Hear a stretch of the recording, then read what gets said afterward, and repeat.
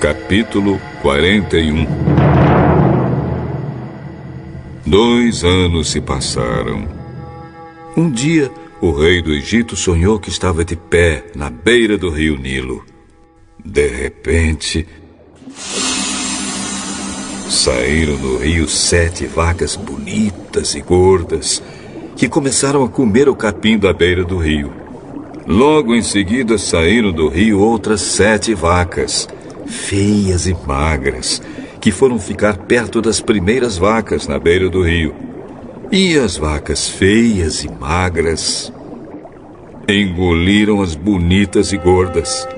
Aí o rei acordou, mas tornou a dormir e teve outro sonho. Desta vez ele viu 7 espigas de trigo que saíam de um mesmo pé. Elas eram boas e cheias de grãos. Depois saíram 7 espigas secas e queimadas pelo vento quente do deserto. E elas engoliram as 7 espigas cheias e boas. O rei acordou. Tinha sido um sonho. De manhã ele estava muito preocupado e por isso mandou chamar todos os adivinhos e todos os sábios do Egito. O rei contou seus sonhos, mas nenhum dos sábios foi capaz de dar a explicação. Então o chefe dos copeiros disse ao rei: Chegou a hora de confessar um erro que cometi. Um dia o senhor ficou com raiva de mim e do chefe dos padeiros e nos mandou para a cadeia na casa do capitão da guarda. Certa noite cada um de nós teve um sonho e cada sonho queria dizer uma coisa. Lá na cadeia estava com a gente um moço hebreu que era escravo do capitão da guarda. Contamos a esse moço os nossos sonhos e ele explicou o que queriam dizer. E tudo deu certo, exatamente como ele havia falado. Eu voltei para o meu serviço e o padeiro foi enforcado. Então o rei mandou chamar José e foram depressa tirá-lo da cadeia. Ele fez a barba, trocou de roupa e se apresentou ao rei. Então o rei disse: Eu tive um sonho que ninguém conseguiu explicar. Ouvi dizer que você é capaz de explicar sonhos. Isso não depende de mim. É Deus quem vai dar uma resposta para o bem do senhor, ó rei. Sonhei que estava de pé na beira do rio Nilo. De repente saíram do rio 7 vacas bonitas e gordas que começaram a comer o capim da beira do rio. Depois saíram do rio outras 7 vacas, mas estas eram feias e magras.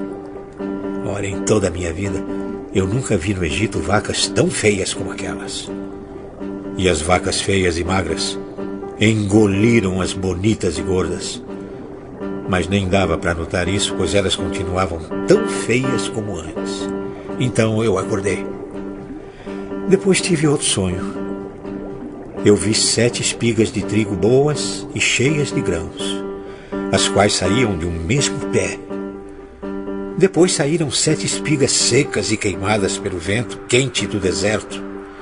E elas engoliram as 7 espigas cheias e boas. E eu contei os sonhos aos adivinhos, mas nenhum deles foi capaz de explicá-los.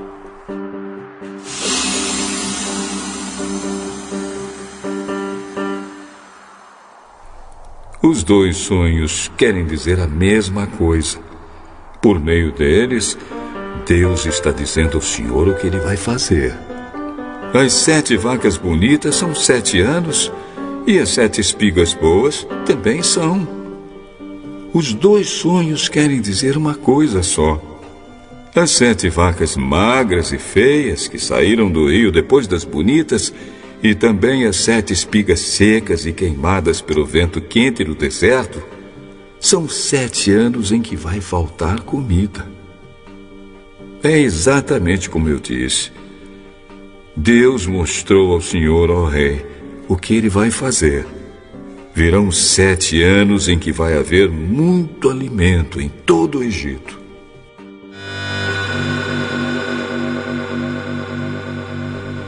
Depois virão 7 anos de fome. E a fome será tão terrível que ninguém se lembrará do tempo em que houve muito alimento no Egito. A repetição do sonho quer dizer que Deus resolveu fazer isso e vai fazer logo. Portanto, será bom que o senhor, ó rei, escolha um homem inteligente e sábio e o ponha para dirigir o país.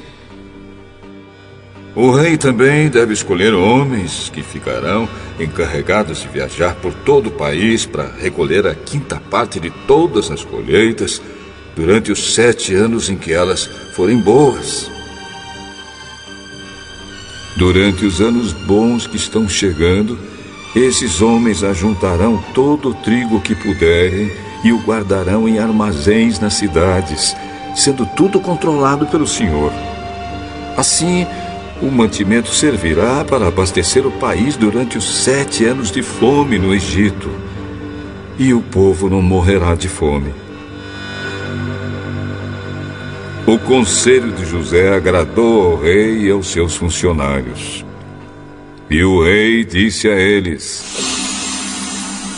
Não poderíamos achar ninguém melhor para dirigir o país do que José, um homem em quem está o Espírito de Deus. Deus lhe mostrou tudo isso. E assim está claro que não há ninguém que tenha mais capacidade e sabedoria do que você, José. Você vai ficar encarregado no meu palácio, e todo o meu povo obedecerá às suas ordens. Só eu terei mais autoridade do que você, pois sou o rei. Neste momento, eu o ponho como governador de todo o Egito. Então o rei tirou do dedo seu anel sinete e o colocou no dedo de José. Em seguida, mandou que o vestissem com roupas de linho fino e pôs uma corrente de ouro no pescoço dele. Depois fez com que José subisse no carro reservado para a maior autoridade do Egito, abaixo do rei, e mandou que os seus homens fossem na frente dele gritando: Abram caminho! Assim, José foi posto como governador de todo o Egito.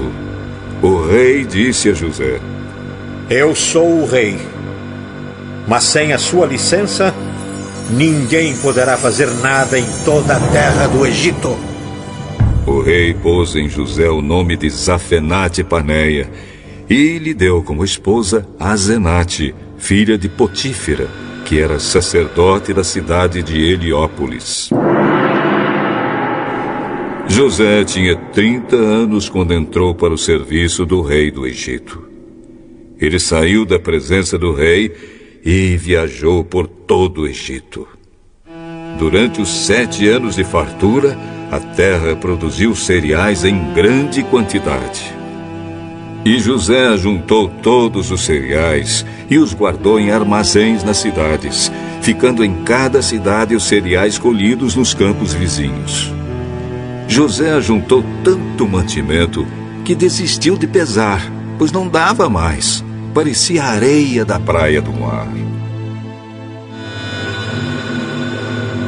Antes de começarem os anos de fome, José teve 2 filhos com sua mulher, Azenate. Pôs no primeiro o nome de Manassés e explicou assim: Deus me fez esquecer todos os meus sofrimentos e toda a família do meu pai. No segundo filho, pôs o nome de Efraim e disse: Deus me deu filhos no país onde tenho sofrido. Então acabaram-se os 7 anos de fartura no Egito. E, como José tinha dito, começaram os 7 anos de fome. Nos outros países o povo passava fome, mas em todo o Egito havia o que comer. Quando os egípcios começaram a passar fome, foram pedir alimentos ao rei. Vão falar com José e façam o que ele disser. Quando a fome aumentou no país inteiro, José abriu todos os armazéns e começou a vender cereais aos egípcios. E de todos os países vinha gente ao Egito para comprar cereais de José, pois no mundo inteiro havia uma grande falta de alimentos.